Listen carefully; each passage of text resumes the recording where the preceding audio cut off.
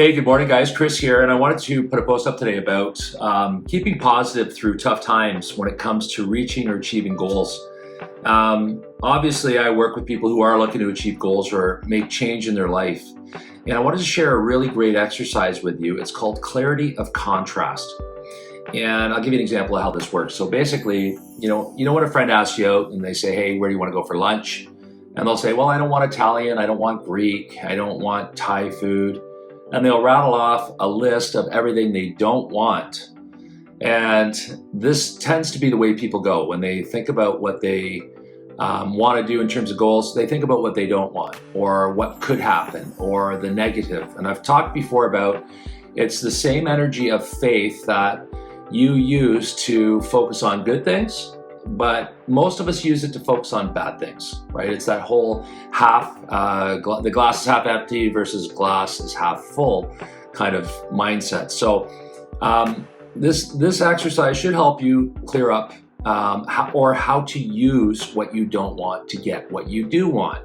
Call it law of attraction, call it manifesting, call it a great exercise just to get really clear, really crystal on what it is you're looking to do if you're a little uncertain or unclear. So first, I want you to identify how you feel in certain situations, okay?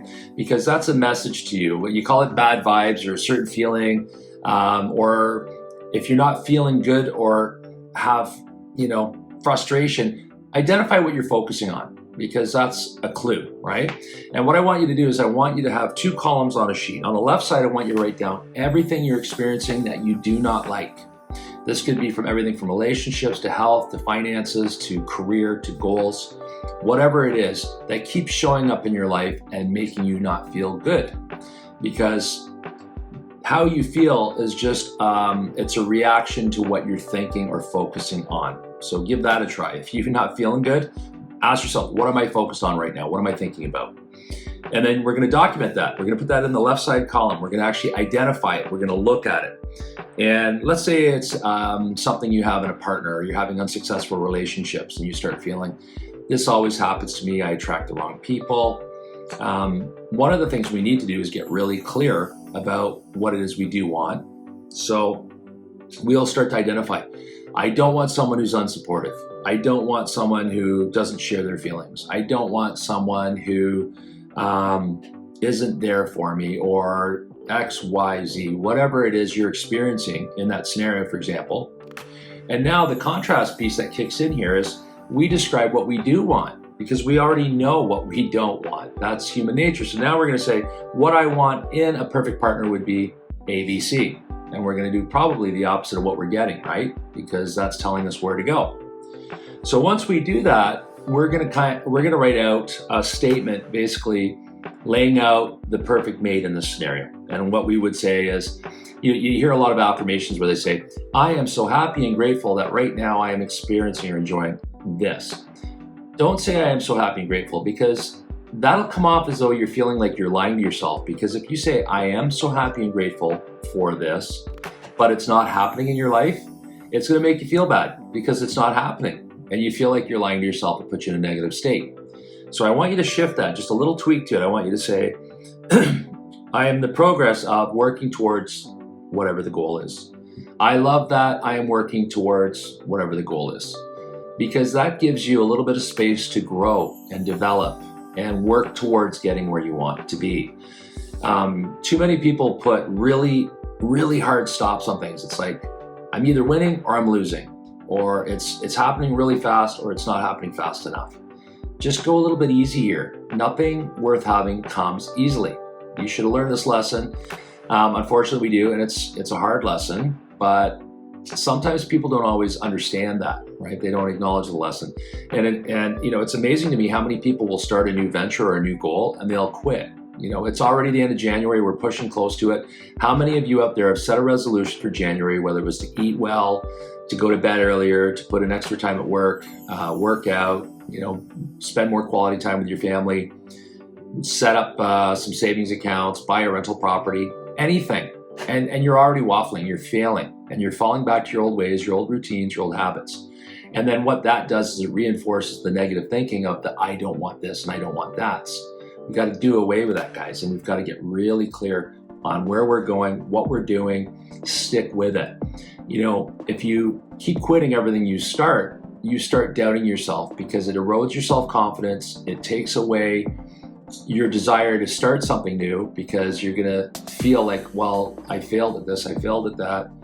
Don't forget, it's like a rocket ship launching into orbit, right? It uses 90% of its fuel to get momentum to get up there, and then it coasts. So everything you start, any new goal, it's gonna be really tough in the beginning, and you're not gonna know what you're doing always, and you're gonna have a hard time. It's to be expected. But most people quit too soon and don't learn the lessons and get on that other side. They don't get into orbit. So what do? They go try a new goal, right? And then they go through that same learning curve again, and they go to the next, and on and on and on. And now you've got a whole list of things you started and didn't complete, and it just creates a resume in your mind of failure. And it's self-defeating, and it undermines your ability because you have all the potential in the world within you, but you've got to just recalibrate in how you approach things. So when we get really clear on what we don't want, we can now acknowledge what we do want, get really concise about it. We have something in our brain called a reticular activating system. So if I say to you, for example, don't think of a big gray elephant right now. Don't think of a big gray elephant right now. Odds are the picture of a big gray elephant popped into your mind, right? And that's what our brain does. This reticular activating system, also known as the RAS, it's like a GPS unit built right in your brain, because when you think about all the things we're inundated with, right now while you're sitting there, there's probably the sound of traffic, there might be some birds chirping, the wind's blowing or rain's falling, someone down the hallway is talking to someone else.